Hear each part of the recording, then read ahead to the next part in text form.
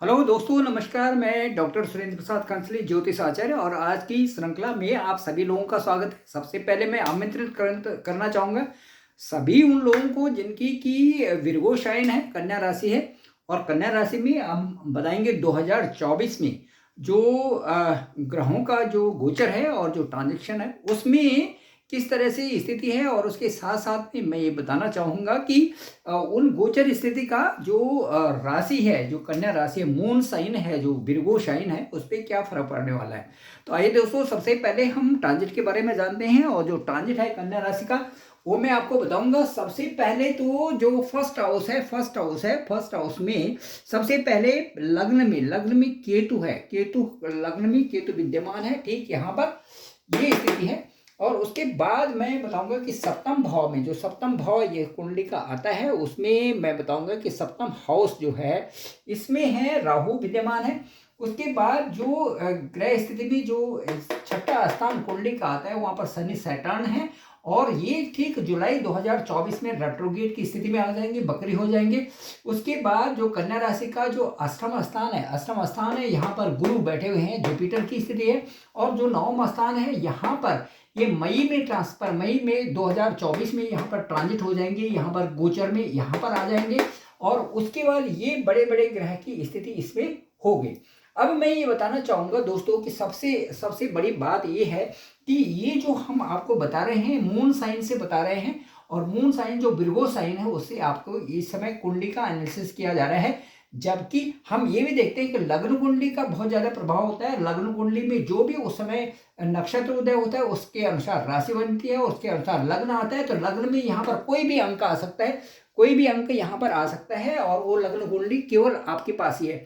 फिर भी चंद्र कुंडली के हिसाब से मैं ये बताऊंगा कि जो भी ग्रह गोचर होते हैं वो ग्रह गोचर की स्थिति कहाँ पर है, किस स्थान पर है, और वो जो है यदि केंद्र भाव में है, त्रिकोण में है या लग्न में है तो उसका क्या प्रभाव पड़ रहा है।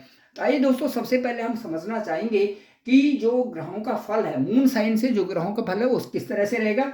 सबसे पहले मैं ये बताऊंगा कि जो जुपिटर हैं वो आपकी कुंडली में वो फोर्थ प्लेस की और अष्टम भाव के जो लॉर्ड हैं।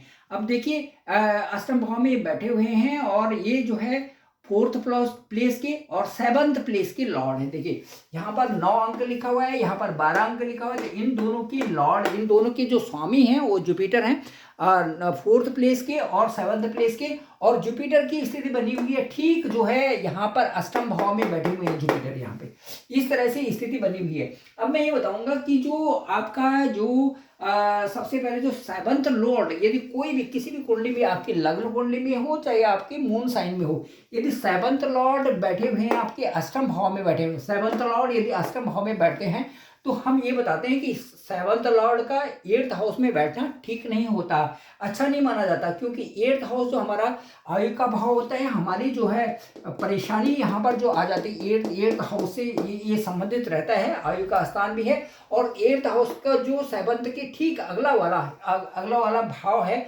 इसलिए यहाँ पर जो है वैवाहिक जीवन में थोड़ी परेशानी आनी स्वाभाविक हो जाती है। इसलिए जो मैं ये कहूँगा कि जो सेवंथ लॉर्ड का 8th भाव में बैठना है, इसमें वैवाहिक जीवन में एक तालमेल रखना बहुत जरूरी है, इसका ध्यान रखना बहुत जरूरी है।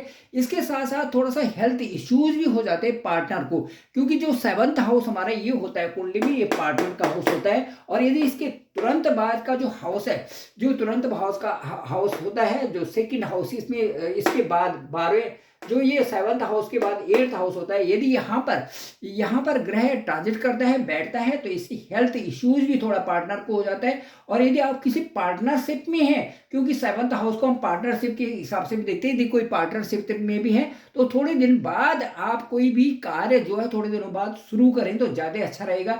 इसमें काफ़ी मेहनत भी आपको करनी पड़ेगी। और सबसे पहले मैं ये भी बताऊं कि स्वास्थ्य से संबंधित भी थोड़े आपको परेशानी हो सकती है, क्योंकि 8th हाउस स्वास्थ्य से संबंधित भी बताता है। और इसमें आप डाइट पर विशेष ध्यान रखें, आप घर का ही खाना खाएं तो ज़्यादा अच्छा रहेगा। और विशेष करके आप पेट से संबंधित चीज़ों को थोड़ा सा ध्यान से देखें और उन पे जो खाना भोजन है उसको अच्छी तरह से अच्छी डाइट आप लेना शुरू कर दें तो ज़्यादा अच्छा रहेगा।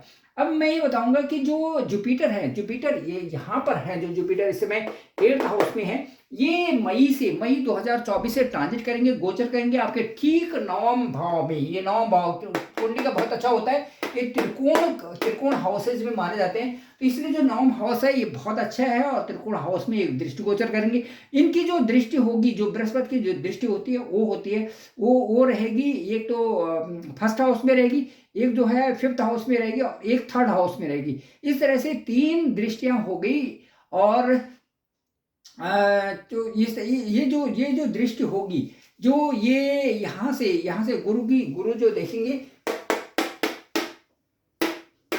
ये देखिए सेकंड हाउस में भी दृष्टि होगी इसके बाद। और उसके बाद जो ये दृष्टियां होगी, इससे क्या होगा कि जो पंचम भाव की दृष्टि होगी, ये संतान से संबंधित बहुत अच्छी है, करियर से संबंधित बहुत अच्छी है, और फैमिली प्लानिंग के लिए भी ये बहुत अच्छा समय रहेगा, स्पिरिचुअलिटी के लिए भी, क्योंकि 9th हाउस में जब जुपिटर होते हैं स्पिरिचुअलिटी बढ़ जाती है और ये पिता का स्थान भी होता है, इसलिए जो है ये 9th हाउस जो है आपके लिए बहुत ही अच्छा गोचर हो रहा है बृहस्पति का ठीक मई के महीने से।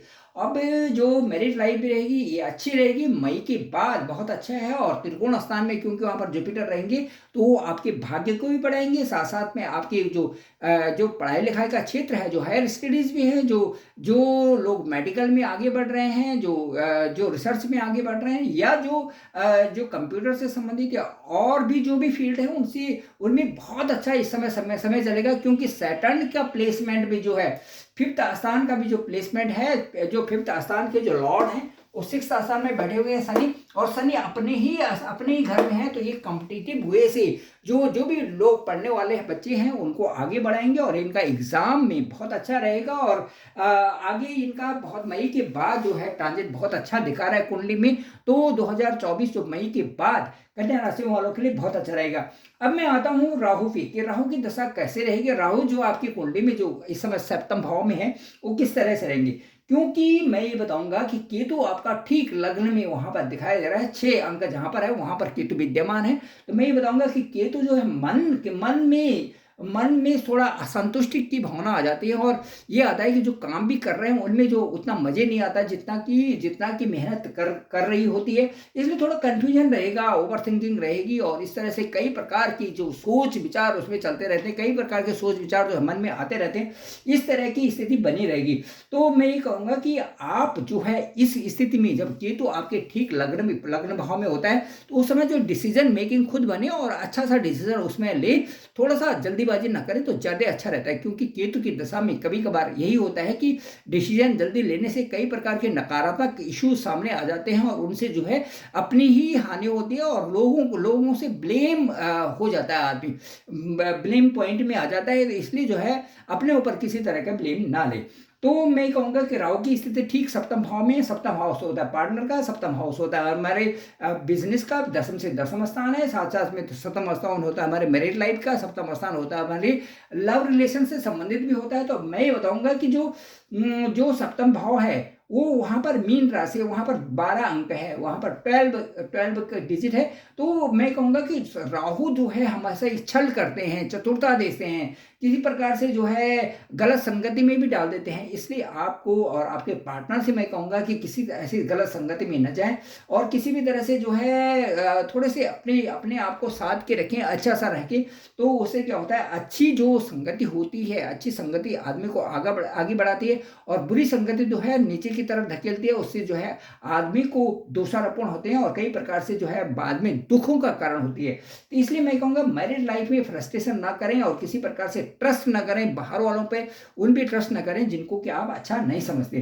तो बिजनेस में भी आपको फायदा होगा, क्योंकि वहां पे 7th हाउस में राहु है, तो राहुर बाहुर बलम करोति, तो बिजनेस में आपको यहाँ से फायदा होने वाला है।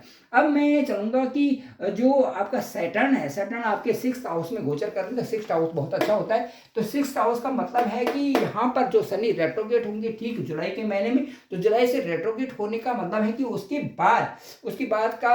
बाद की स्थिति उतनी ठीक नहीं है, लेकिन जुलाई से पहले आपके कंपटीशन एग्जाम और कई सारे एग्जाम्स के लिए बहुत अच्छा होगा। इसलिए दोस्तों मैं कहूंगा कि आप बिल्कुल